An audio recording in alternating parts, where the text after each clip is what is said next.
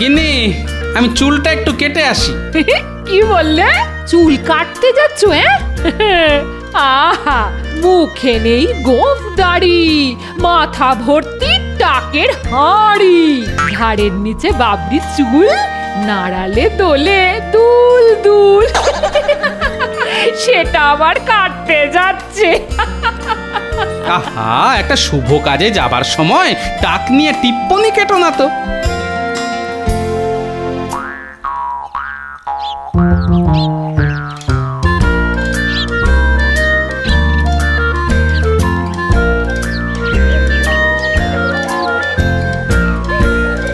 আরে গোপাল দাদা, কি মনে করে? এই কদিন ধরেই আসবো আসবো করছিলাম, দেখো না চুলটা না বড্ড বেড়ে গেছে গো, একটু কেটে দাও দেখি। যাই টক করে চুলটা কেটে আর গোফটা ছেটে আসি।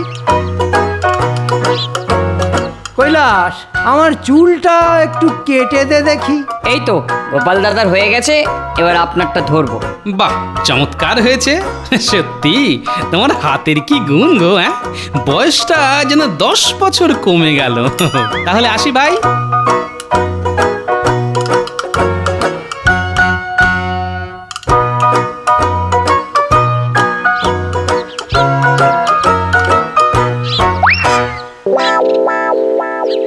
বলি গিন্নি, গিন্নি একটু শুনে যাবে? কি হয়েছে? যা বলবার তাড়াতাড়ি বলে ফেলো। কেন গো, কিসের এত তাড়া তোমার? বলি আমি ডাকলেই কি তোমার তাড়া লাগে? এমনি এমনি তো ডাকনি, নিশ্চয়ই কিছু মতলব আছে। সোজা কথা বলে দিচ্ছি, আমি এখন তোমার কোনো কাজ করতে পারবো না। হ্যাঁ, ভাত চাপিয়ে এসেছি। আহা গিন্নি, রাগ করছো কেন? আমি একটা ছোট্ট কাজের জন্যই তোমাকে ডেকেছি গিন্নি। কাজটা খুবই ছোট, সামান্য, তুচ্ছ। আচ্ছা ঠিক আছে ঠিক আছে, আমাকে বেশি বোঝাতে হবে না, আমি বুঝে গেছি তোমার থেকে আমার বুদ্ধি কিছু কম নয় গো। তাই নাকি? তা বলো শুনি, তুমি কি বুঝে গেছো? কেমন তোমার বুদ্ধি? তোমার হাতের ওই পুরনো নোংরা গামছাটা দেখে যে কেউ বুঝতে পারবে যে ওই গামছা তুমি সেলাই করে আবার ব্যবহার করার চিন্তা করছো। এটা পুরনো? এই তো বছর 3 আগে হাটবার থেকে কিনলাম, আরো বছর 3 হেসে খেলে চলে যাবে। শুধু একটু সেলাই করতে হবে, এই যা। তোমার লজ্জা করে না? এই এক গামছা 3 বছর ধরে ব্যবহার করে চলেছো। বলি কিপটে বুড়ো, আর কত কিপটে আমি করবে। ছি ছি ছি ছি ছি ছি। হাই হাই গিন্নি, কি হবে গো? তুমি কি সত্যি চাও এই ছেঁড়া গামছা নিয়ে আমি রাজসভায় যাই আর সবাই আমায় ব্যঙ্গ করুক? না, সেটা চাই না বলেই কাল আমি তোমার জন্য নতুন গামছা কিনে এনেছি। এই নাও। বলি করেছো কি গিন্নি? আমার কথা ভেবে তুমি নতুন গামছা নিয়ে এসেছো? এই যে অভাবনীয়, আমি তো ভাবতেই পারছি না। মূলজা, এখন যাও, চান করে এসো, তোমার ভাত বাড়ছি, রাজসভায় যেতে হবে তো।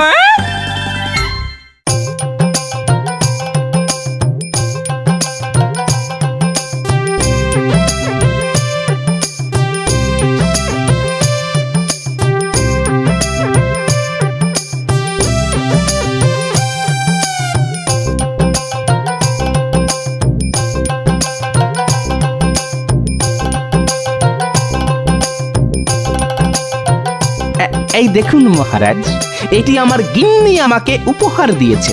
বাহ বাহ বাহ, চমৎকার গামছা গোপাল। তোমার গিন্নির নজর কিন্তু বেশ উঁচু দরের।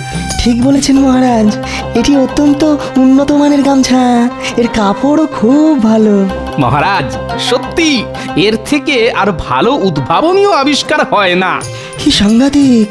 অতি সুন্দর গামছা গিন্নি দিল গোপালকে। গোপাল বেজায় খুশি, দেখিয়ে বেড়ায় সকলকে। এত সুন্দর গামছা গোপালের প্রাপ্যই ছিল মহারাজ। গোপালের কুষ্টি ছক বলছে গোপাল আরো এমনই সুন্দর সুন্দর জিনিস পাবে ওর গিন্নির থেকে। সাধু সাধু। না হে গোপাল, তুমি ভাগ্যবান, তোমার তো গামছা জুটেছে। আমার ভাগ্যে তো কতদিন কিছুই জোটেনি। সারা জীবন শুধু সংসারের জন্য করে গেলাম, পেলাম না কিছুই। গোপাল, তোমার এত সুন্দর মন, এটাই আমার না খুব ভালো লাগে। তুমি আর তোমার গিন্নি নাতি নাতনিদের নিয়ে মহানন্দে থাকো, আর এটাই আমি সব সময় চেয়ে এসেছি। আপনার ভালোবাসায় আমি কৃতজ্ঞ মহারাজ। এটা কি হলো? গোপালকে নিয়ে মস্করা করার জায়গায় গোপাল এত প্রশংসা পেয়ে গেল, তা আবার মহারাজের মুখ থেকে।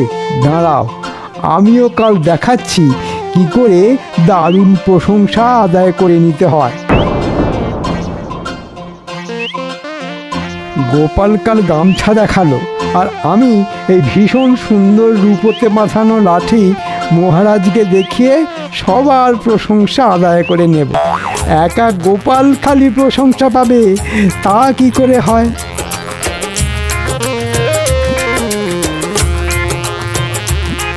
মহারাজ, আমি সব সময় দেরি করে আসি বলে মন্ত্রী মশাই আমাকে বাঁকা কথা বলে, কিন্তু আপনি লক্ষ্য করে দেখবেন মহারাজ, এখন কিন্তু আমি আর দেরি করি না, বরং মন্ত্রী মশাই নিজেই দেরি করছেন। তা তো চিন্তার কারণ বটে। মন্ত্রিত্ব এরকম দেরি হবার কথা নয়। মহারাজ, মনে হয় আমাদের মন্ত্রী মশাই খাজনা আদায়ে ব্যস্ত। ওহে পণ্ডিত, বলি এক পক্ষকালে আর কতবার খাজনা আদায় হবে? না গোপাল, তুমি ঠিকই বলেছ। মন্ত্রীর দেরি করা আমাকে সত্যি ভাবাচ্ছে। আমাকে মার্জনা করবেন মহারাজ, আজ আমি দেরি করেছি। অবশ্য গোপাল যখন দেরি করে বারবার আপনার মার্জনা পেয়ে থাকে, সেখানে আমি নিশ্চিত মাত্র একদিন দেরি করবার জন্য আপনার মার্জনা আমি পাবো। আবার আমার নাম করার কি দরকার তা তো বুঝছি না। হ্যাঁ হ্যাঁ, বেশ বেশ, মার্জনা করলাম, কিন্তু তোমার দেরি করার কারণ কি? মহারাজ, আপনি এই লাঠি দেখতে পাচ্ছেন? হ্যাঁ, সে তো দেখতেই পাচ্ছি। ওপরের এই অংশটি দেখুন, সম্পূর্ণ রূপোতে বাঁধানো। বাহ মন্ত্রী, বাহ, লাঠিটা দেখতে কিন্তু চমৎকার লাগছে। কি বলো তোমরা সবাই? এ লাঠি নয় লাঠি, এ যেন জাদু কাঠি। কিন্তু মহারাজ, লাঠির সাথে দেরির কি সম্পর্ক? হ্যাঁ, তাই তো মন্ত্রী, কিন্তু লাঠির সাথে দেরির কি সম্পর্ক সেটা তো বুঝলাম না। হ্যাঁ মহারাজ, সম্পর্ক আছে। আমি এই লাঠি নিয়ে আজ হেঁটে হেঁটে আসছি। পথে সবাই দাঁড় করিয়ে আমাকে জিজ্ঞাসা করতে লাগলো কবে কি করে আমি এই লাঠি পেয়েছি। বাহ বাহ বাহ, তারা এও বলতে লাগলো যে এত সুন্দর লাঠি তারা আগে কখনো দেখেনি। সত্যি, সবাই সবাই ঠিকই বলেছে, এত সুন্দর লাঠি আগে আমি দেখিনি। বুঝেছি। কাল সবাই আমার গামছার প্রশংসা করাতে মন্ত্রী তুমি হিংসায় জ্বলেছ, তাই এই লাঠি নিয়ে খেলা। দাঁড়াও, এবার শুরু হবে আমার খেলা।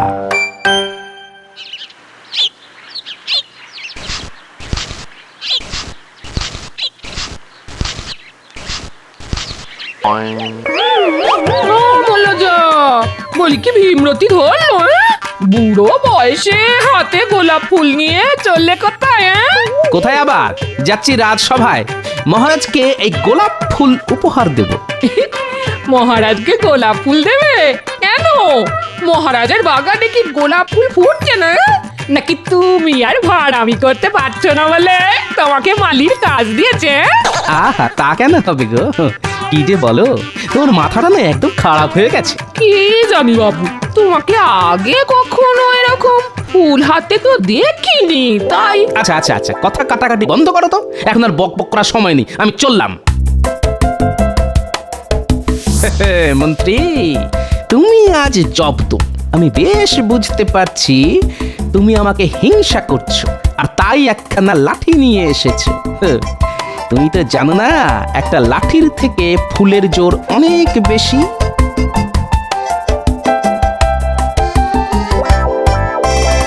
এটা কি হলো? গোপাল কি মহারাজকে গোলাপ ফুল উপহার দেবে নাকি? সর্বনাশ! মহারাজ তো আনন্দে গোপালকে অনেক আশীর্বাদ করবে। না, এটা কিছুতেই হতে দেওয়া যায় না। আমি আসছি গোপাল, হ্যাঁ।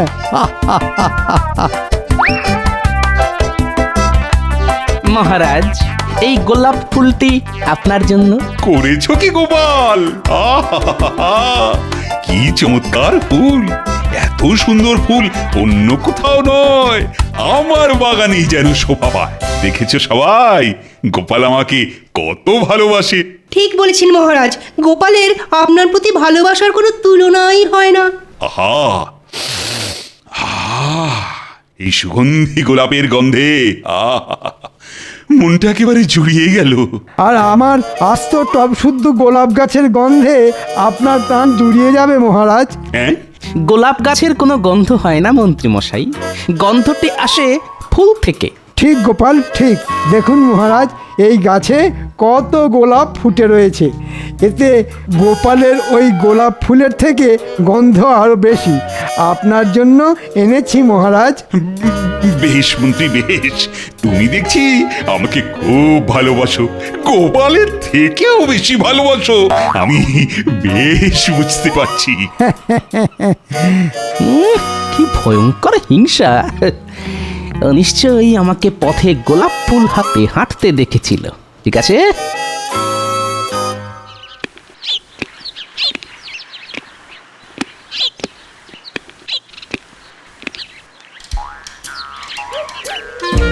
কি বুঝছো গোপাল?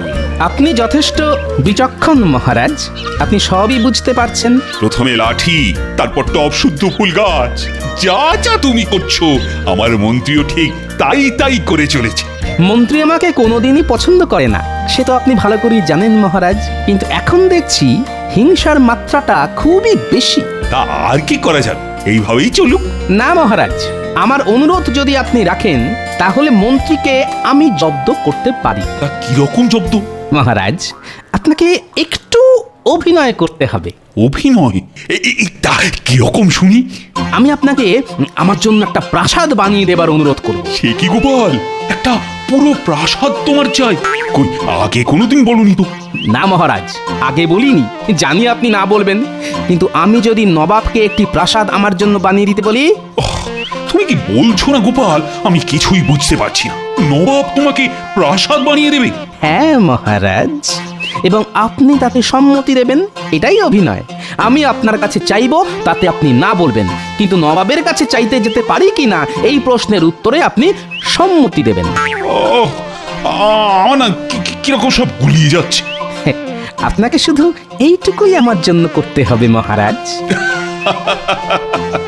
আচ্ছা আচ্ছা আচ্ছা, ঠিক আছে ঠিক আছে। মহারাজ, আমার একটি বিনীত আবেদন আছে আপনার কাছে। আপনি যদি আমার আবেদনটি রাখেন তাহলে আমার খুব উপকার হয়। তা বলো শুনি, কি তোমার আবেদন? মহারাজ, আমি একটি প্রাসাদ বানাবার আবেদন রাখছি আপনার কাছে। ওই একচালা মাটির বাড়িতে থাকতে আর মন চায় না মহারাজ। অসম্ভব গোপাল, তোমার এই আবেদন আমার পক্ষে রাখা সম্ভব হচ্ছে না। গোপালের মাথায় সম্ভবত কোনো রোগ হয়েছে মহারাজ। গোপালের এখন কি মহারাজের মতন প্রাসাদে থাকবার শখ হয়েছে? আমার খুব প্রয়োজন, তাই আমি আবেদন করেছি। কিন্তু গোপাল, তোমার কুষ্ঠিতে প্রাসাদে থাকা নেই যে। ওহে গোপাল, এ হলো ওই মনের অসুখ, আমার কাছে এর পাচন আছে। ঠিক আছে মহারাজ, আপনি শুধু এইটুকু অনুমতি আমাকে দিন যাতে আমি নবাবের কাছে প্রাসাদ বানানোর আবেদন করতে পারি। গোপাল, তোমার কি মনে হয় নবাব তোমার কথা শুনবে? দেখাই যাক না কি হয়। বেশ, এই অনুমতি আমি তোমাকে দিচ্ছি। তুমি নবাবের কাছে প্রাসাদ বানানোর জন্য আবেদন করতেই পারো। এবার নবাব তোমার আবেদন রাখবে কিনা সেটা তার ব্যাপার।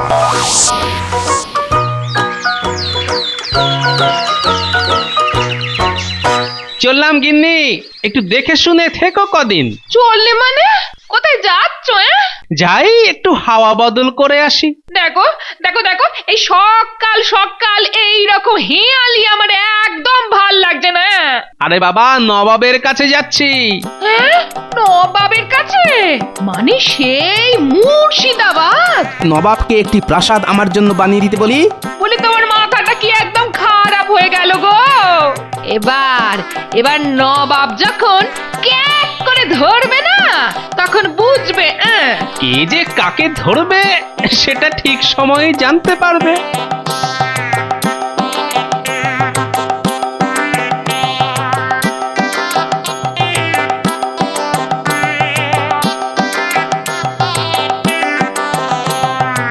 গোপাল, কি ব্যাপার? এরকম আচমকা তোমার আগমন তো আগে ঘটেনি। তোমার রাজার শরীর ভালো আছে তো? হ্যাঁ, কি বলো উজির?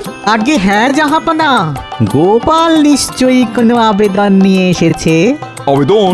কিরকম শুনি গোপাল, বলো দেখি। হ্যাঁ নবাব বাহাদুর, আমার আবেদন হলো আপনি আমাকে একটা প্রাসাদ বানিয়ে দেবেন, আমি সেখানে থাকবো। গোপালের ইচ্ছে হয়েছে প্রাসাদে থাকবে, বাহ, শক্ত মন্দ নয়।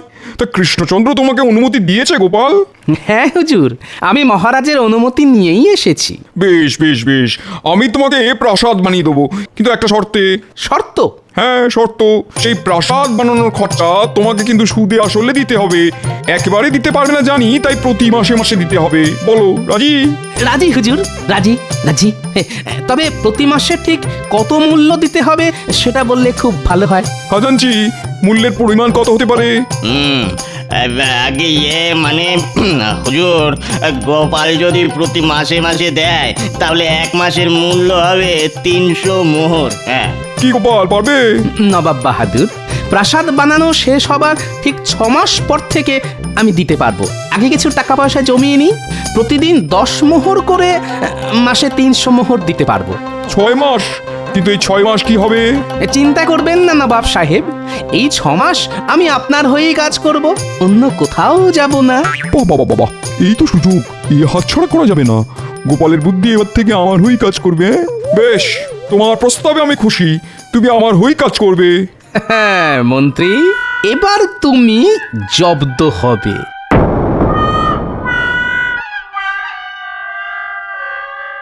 মহারাজ, অনেক দিন হয়ে গেল গোপাল রাজসভায় আসেনি। এরকম তো দিনের পর দিন চলতে পারে না। আজ সকালেই আমার কাছে গোপালের একটি পত্র এসেছে, আর তাতে গোপাল জানিয়েছে তার প্রাসাদ নবাব বানিয়ে দিয়েছে, সে এখন সেই প্রাসাদেই থাকছে। হ্যাঁ, কিন্তু এ কি করে সম্ভব হলো মহারাজ? একজন লোক রাজসভার কোনো কাজ না করে প্রাসাদে বসে আছে। নবাব গোপালের কথায় যদি খুশি হয়ে প্রাসাদ বানিয়ে দেয়, আমার তো কিছু বলার নেই। গোপাল রাজপ্রাসাদে, নবাব পড়বে ফ্যাসাদে। গোপাল একটা আস্ত প্রাসাদ পেয়ে গেল না, আমাকে গিয়ে দেখতে হচ্ছে। আমিও নবাবের কাছে প্রাসাদ বানিয়ে দেবার আবেদন করব। একা গোপাল আস্ত প্রাসাদে থাকবে, এটা কিছুতেই মানা যাচ্ছে না।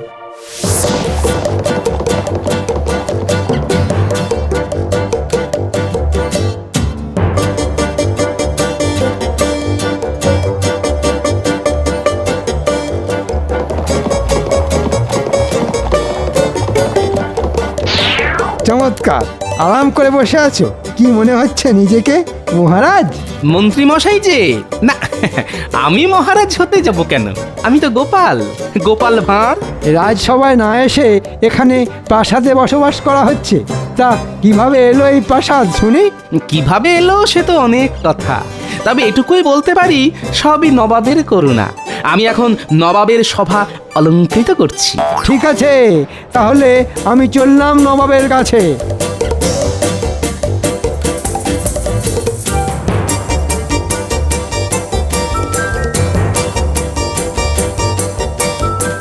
কি খবর মন্ত্রী, তুমি কৃষ্ণচন্দ্রের রাজসভাতে না থেকে এখানে হাজির হলে কেন? তোমাকে তো আমি ডেকে পাঠাইনি। নবাব সাহেব, আমি একটা আর্জি নিয়ে আপনার কাছে এসেছি। সবাই তাই আসে, শুনি শুনি তোমার কি আর্জি? আপনি গোপালকে যেমন প্রাসাদ বানিয়ে দিয়েছেন, সেই রকম আমাকেও বানিয়ে দিতে হবে। গোপাল যেমন আপনার সভা অলংকার করছে, আমিও সেই রকম আপনার সভা অলংকার করব। তোমার স্পর্ধা তো কম নয়, দূর হয়ে যাও এক্ষুনি চোখের সামনে থেকে, তোমার মুখ আমি দেখতে চাই না। আজ্ঞে হুজুর। যাও।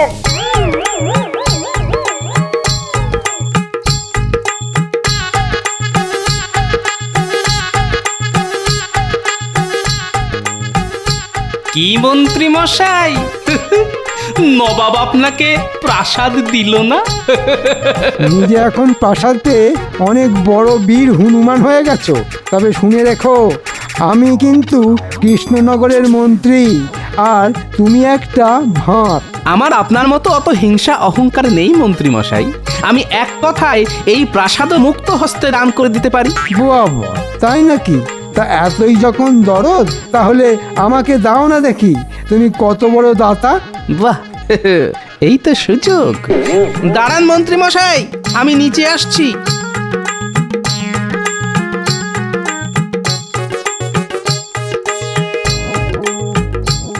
আজ থেকে এই বাড়ি আপনার, আর বাড়ির সমস্ত দায় দায়িত্ব দেনা পাওনা খরচাপাতি সবকিছুর ভারও আপনাকেই নিতে হবে। এটা এই কাগজে স্বাক্ষর করে দিতে হবে রাজসভার সকলের সামনে। ঠিক আছে, তাই হবে। একটা আস্ত প্রাসাদ বিনামূল্যে পেলে তার দায়ভার তো একটু নিতেই হবে। শুধু একটু আধটু না মন্ত্রী মশাই, পুরোটাই। আচ্ছা ঠিক আছে, নেব সব দায়িত্ব নেব।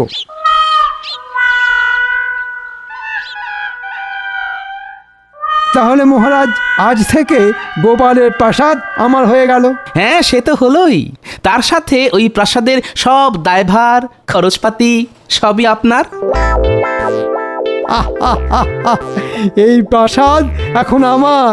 কি আনন্দ, কি আনন্দ! গোপালের থেকে এই প্রাসাদ হাতে নিয়ে আনন্দটা আরো বেশি হচ্ছে। আমি আর ভাবতে পারছি না। কে তোমরা? হঠাৎ করে আমার সামনে এসে দাঁড়ালে কেন?